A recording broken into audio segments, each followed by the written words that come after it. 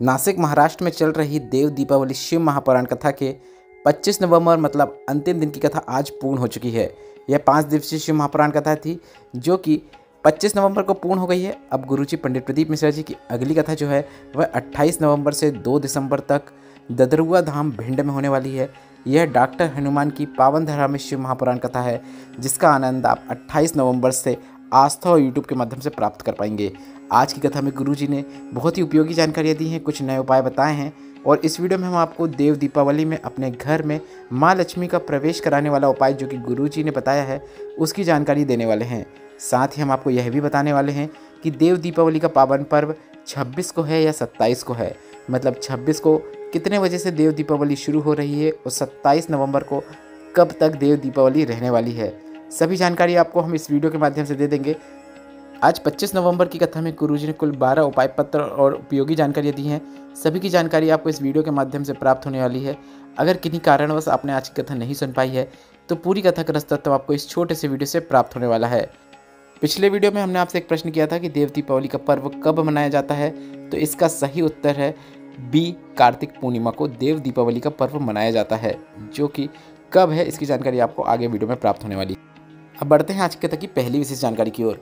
कथा शुरू होते ही गुरुजी ने एक पत्र पढ़ा, उसमें सविता जी का पत्र था जिसे पढ़ने से पहले गुरुजी ने कहा, आपको बहुत बहुत साधुवाद, आपने बहुत हिम्मत का कार्य किया है जो आपने यह पत्र लिखा है।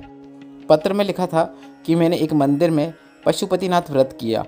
3 पशुपतिनाथ व्रत मैंने एक मंदिर में किया, पर जब उस मंदिर में बहुत अधिक मात्रा में लोग पशुपतिनाथ व्रत करने आने लगे तो उस मंदिर में किसी ने ताला लगवा दिया।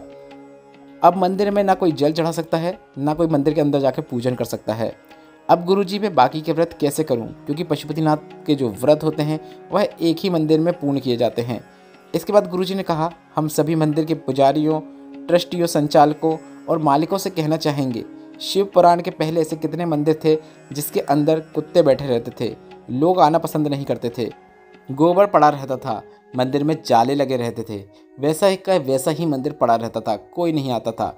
इसके बाद गुरुजी ने कहा, हम सनातन धर्म के रक्षकों से हाथ जोड़कर निवेदन करते हैं, घर का बेटा या बेटी, घर का पुरुष या घर की महिला शंकर भगवान के मंदिर में आकर अगर जल चढ़ा रहा है या पूजन कर रहा है तो आपको खुश होना चाहिए कि हमारा सनातन धर्म जाग रहा है। अगर उनके दिल में गलत भावना आ गई और उन्होंने मंदिर जाना छोड़ दिया तो दुनिया के लोग यही चाहते हैं कि लोग सनातन धर्म को छोड़कर दूसरे धर्म में आ जाएं।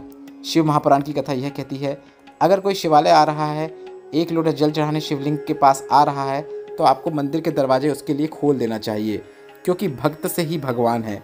इसके बाद गुरुजी ने कहा, अगर आपके घर के आसपास अगर कोई बेलपत्र का वृक्ष है तो उस बेलपत्र के वृक्ष के नीचे अगर शिवलिंग रखा हो, अगर शिवलिंग ना भी रखा हो या फिर आप उस बेलपत्र के वृक्ष के नीचे कोई पार्थिव शिवलिंग भी ना बना पा रहे हो तो आपको एक प्रयास करना है, उसी बेलपत्र के वृक्ष के नीचे उसकी जड़ों के पास जल अर्पित कर सकते हैं, पूजन कर सकते हैं। प्रसाद के 2 हिस्से आप वहीं पर छोड़ सकते हैं। बेलपत्र को ही शिव मानकर आप पूजा कर लो, वह भी महादेव स्वीकार कर लेते हैं। बढ़ते हैं आज की कथा की दूसरी विशेष जानकारी की ओर। शीतल दीपक जी पत्र लेकर आए जिसमें उन्होंने लिखा, मेरी बेटी रेवा 6 वर्ष की है। जब वह 5 वर्ष की थी तब उसे हार्ट की बीमारी हो गई। प्रतिदिन उसे बुखार आता था जिसके कारण उसका हार्ट कमज़ोर होता चला गया। डॉक्टर ने बताया हार्ट कम से कम 60% कार्य करना जरूरी होता है, पर इसका हार्ट सिर्फ 28% ही काम कर रहा है। गुरुदेव, इसके बाद हार्ट का परसेंट बढ़ने की जगह कम होता चला गया। 19%, फिर 17%, फिर 5% हार्ट रह गया। डॉक्टर ने कहा 5% का जो हार्ट चलता है उसे माना नहीं जाता है, उसका हार्ट चल रहा है ऐसा नहीं मान सकते। उसका हार्ट कार्य करना पूरी तरीके से बंद कर दिया है।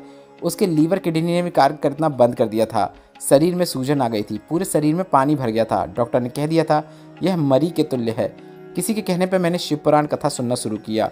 मेरी माँ ने सीहोर कुबरेश्वर धाम जाकर वहाँ से रुद्राक्ष लेकर आ गई। पशुपतिनाथ व्रत करना शुरू किया। रात को रुद्राक्ष को पानी में गला देते, अगले दिन वह जल शिवलिंग पर चढ़ाकर बेटी को दे देते। लोग कहते हैं सीहोर कुबरेश्वर धाम के रुद्राक्ष का क्या प्रमाण है, मैं उनके लिए खुद प्रमाण हूँ। बेलपत्र को शिवालय में जाकर रोज अर्पित करती थी, रुद्राक्ष वाला जल अर्पित करती थी। एकांतेश्वर महादेव की कथा जो आपने टीवी में बाँची थी वह कथा मैं सुन रही थी। मैंने मेरी बेटी के कानों में भी हेडफोन लगाकर वह कथा सुना दिया। बाबा की कृपा से मेरी बेटी का हार्ट 5% जो कार्य कर रहा था वह अब 25% के ऊपर है। लीवर और किडनी ने भी कार्य करना शुरू कर दिया है। उसी का आभार व्यक्त करने में कथा पंडाल में आई हूँ। बढ़ते हैं आज की कथा की तीसरी विशेष जानकारी की ओर। गुरुजी ने कहा, अगर आपको लग रहा है जीवन में बहुत कष्ट चल रहा है, दुख चल रही है, तकलीफ चल रही है, कुछ भी अच्छा नहीं हो रहा है, तो प्रत्येक माह में शिवरात्रि आती है। प्रत्येक मासिक शिवरात्रि में आपको अपने ही घर के गमले में, अब वह चाहे बेलपत्र का हो या फिर कोई भी गमला हो, तुलसी का गमला छोड़कर उस गमले की मिट्टी का प्रयोग करते हुए आपको एक लिंगनुमा आकृति बना लेना है। और उस लिंगनुमा आकृति को देखकर लोगों का यह प्रश्न रहता है कि क्या जलाधारी भी बनाना आवश्यक होती है? तो गुरुजी ने कहा, ऐसा आवश्यक नहीं है। शिव महापुराण में इस प्रकार के लिंग आकृति को मणिलिंग कहा गया है। आप वहीं पर उसका पूजन कीजिए, अर्चन कीजिए और उसी मिट्टी में उसका विसर्जन कर दो।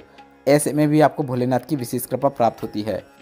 बढ़ते हैं आज की कथा की चौथी विशेष जानकारी की ओर। गुरुजी ने कहा, अगर आपके जीवन में बहुत समस्याएं चल रही हो और अगर आप सीहोर कोपरेश्वर धाम आने वाले हैं तो कंकड़ शंकर की धरा के 5 कंकड़ उठाकर, जहां पर हमने कंकड़ शंकर के पूजन करने की जगह बनाई है, वहां पर आपको उस 5 कंकड़ रूपी शंकर की पूजन अर्चन करना है।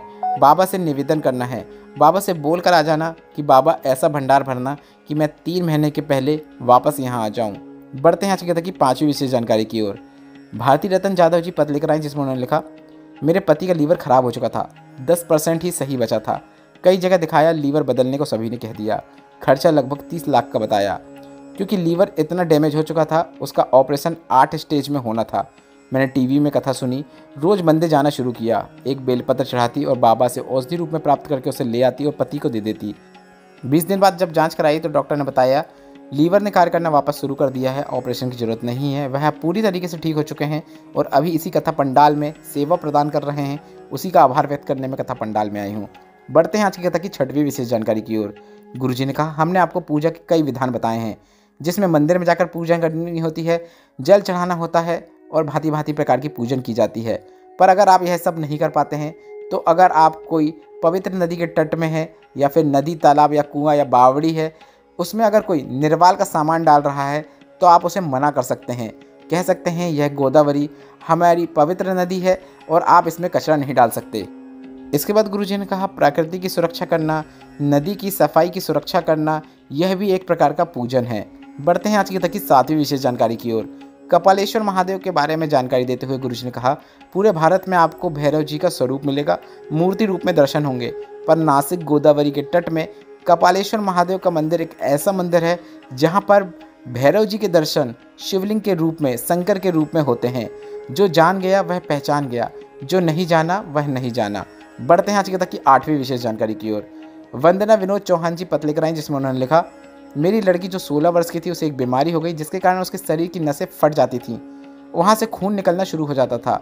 कभी हाथ की नसें फटे, कभी पाँव की नसें फटे, कभी सर की नस फट जाए, मांग से सर के अंदर से खून निकलना शुरू हो जाता था। सभी डॉक्टर को दिखाया, देश विदेश सब जगह का इलाज कराया, पर कहीं से उस बीमारी का कोई इलाज नहीं मिला। डॉक्टर ने कहा, इस प्रकार की बीमारी का कोई इलाज नहीं है। तब किसी ने शिव महापुराण कथा सुनने को कहा। हमने शिव महापुराण की कथा सुनना शुरू की, जिसमें गुरुजी आपने अलोनी गोबर के कंडे का वर्णन किया। अलोनी गोबर का कंडा वह कंडा होता है जो गाय जब गोबर करती है, उसे उसी आकृति में सूख जाने के बाद उसे प्राप्त कर लिया जाए तो उसे अलोनी गोबर का कंडा कहते हैं। मतलब आपको अपने हाथ का प्रयोग करते हुए गोबर के कंडे का स्वरूप नहीं देना है। इसके बाद उस अलोनी गोबर के कंडे की भस्म को तैयार करके उस भस्म को भोलेनाथ को अर्पित करना शुरू किया। रात को 12 बजे वाला उपाय जो आपने गुरुजी बताया था, वह उपाय हमने करना शुरू किया। उस समय आपने ऑनलाइन शिवलिंग का पूजन भी करवाया था, वह पूजन भी हमने किया। एक बेलपत्र उठाकर वह बेलपत्र हमने रख ली और वह बेलपत्र हमने हमारी बेटी को खिला दिया। गुरुजी आपके बताए अनुसार बेटी के शरीर में रात्रि को 12 बजे वह भस्म लगा दी। ऐसा लगातार करना शुरू किया। गुरुजी, जिसका इलाज देश विदेश में भी नहीं था, सब डॉक्टर ने मना कर दिया था। आज मेरी बेटी पूरी तरीके से ठीक हो गई है और इसी कथा पंडाल में कथा का श्रवण कर रही है। उसी का आभार व्यक्त करने में कथा पंडाल में आई हूँ। बढ़ते हैं आज की कथा की 9वीं विशेष जानकारी की ओर। सारिका मनोज जी पत्र लेकर आए, जिसमें उन्होंने लिखा, मेरी शादी के 14 वर्ष हो गए थे पर संतान का सुख नहीं था। कई जगह जाकर गोदी भरवाई पर कहीं से कोई लाभ नहीं हुआ। गुरुजी, आपने पार्थिव शिवलिंग का ऑनलाइन पूजन करवाया था, उसमें से हम पति पत्नी ने एक एक बेलपत्र उठाकर प्राप्त कर ली और खा लिया। बाबा से निवेदन किया कि हमने सावन शिवरात्रि का पूजन किया है, अभिषेक किया है, हमें संतान प्राप्ति का आशीर्वाद प्रदान कीजिए। केवल 2 महीने ही निकले, मेरा गर्भ ठहर गया। बाबा की कृपा से मुझे पुत्र रत्न की प्राप्ति हुई है, जिसका मैंने नाम शिवांश रखा है। बढ़ते हैं आज की कथा की 10वीं विशेष जानकारी की ओर। अब हम आपको बता दें देव दीपावली की शुरुआत कब हो रही है। तो देव दीपावली की जो शुरुआत है वह 26 नवंबर को दोपहर के 3:52 से हो रही है और देव दीपावली की जो तिथि है उसका समापन 27 नवंबर को दोपहर 2:45 में होने वाला है। बढ़ते हैं आज की कथा की 11वीं विशेष जानकारी की ओर। कथा के समापन में गुरुजी ने कहा 26 नवंबर को आप सभी को देव दीपावली का पर्व मनाना है। अगर आप 26 को ना मना पाओ तो आप 27 को भी मना सकते हैं। बढ़ते हैं आज की कथा की 12वीं और अंतिम विशेष जानकारी की ओर। देव दीपावली शिव पुराण कथा में गुरुजी ने माता लक्ष्मी को अपने घर में बुलाने वाला एक विशेष उपाय बताया है। गुरुजी ने कहा इस उपाय को करने के लिए आपको 7 पुष्प जो भोलेनाथ को अर्पित किए जा सकते हैं वे 7 पुष्प लेना है और साथ में आपको 7 लंबी बाती के घी के दीपक प्रज्वलित करना है। यह उपाय सुबह किया जाता है तो यह उपाय आप 27 नवंबर को सुबह कर सकते हैं। सुबह 8 से 9 बजे या फिर 10 बजे तक आपको अपने घर में जहाँ पर आप पानी रखते हैं, पानी का पात्र होता है, मटका रखा हुआ होता है, वहाँ किचन में आपको एक कटोरी में वे 7 पुष्प रख के 7 दीपक वहीं पे आपको प्रज्वलित कर देना है। सुबह ही उपाय करना है, सुबह ही दीपक प्रज्वलित करना है, इसलिए यह उपाय आप 26 नवंबर को नहीं कर सकते। 27 नवंबर को सुबह आप दीपक प्रज्वलित करने के बाद जब दीपक ठंडे हो जाएं, पूरे दीपक ठंडे होने के बाद मतलब बुझ जाने के बाद आपको उन 7 पुष्प को लेकर शिवालय जाना है और शिवलिंग पर 7 पुष्प अपनी लक्ष्मी प्राप्ति की कामना करते हुए अर्पित कर देना है। इसके बाद उन 7 पुष्प में से एक पुष्प वापस आपको अपने घर का कुबेर भंडार भरने के लिए महादेव से निवेदन करते हुए प्राप्त कर लेना है। अब इस प्राप्त किए हुए पुष्प को आपको अपने घर में लाकर भगवान की कोई पुस्तिका आरती की हो या फिर पुराण की हो या फिर चालीसा की हो, उसमें उस पुष्प को अपने घर में रखे रहना है। गुरुजी ने कहा 1 वर्ष तक वह पुष्प आपको क्या प्रदान करेगा आपको स्वयं देखने को मिलेगा। आपके घर में कुबेर का भंडार भरने वाला है, लक्ष्मी की प्राप्ति होने वाली है, घर में लक्ष्मी प्राप्ति के शुभ योग बनने वाले हैं। गुरुजी ने कहा अगर आपके घर के आसपास मंदिर नहीं है तो आप कोई नदी तट में भी पुष्प को अर्पित कर सकते हैं या फिर बेलपत्र, आंवला, इन वृक्षों के नीचे भी आप उस पुष्प को अर्पित कर सकते हैं। इस वीडियो में बताए गए उपायों से संबंधित अगर अभी भी आपके मन में कोई प्रश्न है तो प्रश्न आप कमेंट बॉक्स के जरिए पूछ सकते हैं। मेरे द्वारा दी गई जानकारी अगर आपको थोड़ी सी भी उपयोगी लगी हो तो इस वीडियो को लाइक करके कमेंट बॉक्स में हर हर महादेव जरूर टाइप कीजिएगा। श्री शिवाय नमस्तुभ्यम। हर हर महादेव।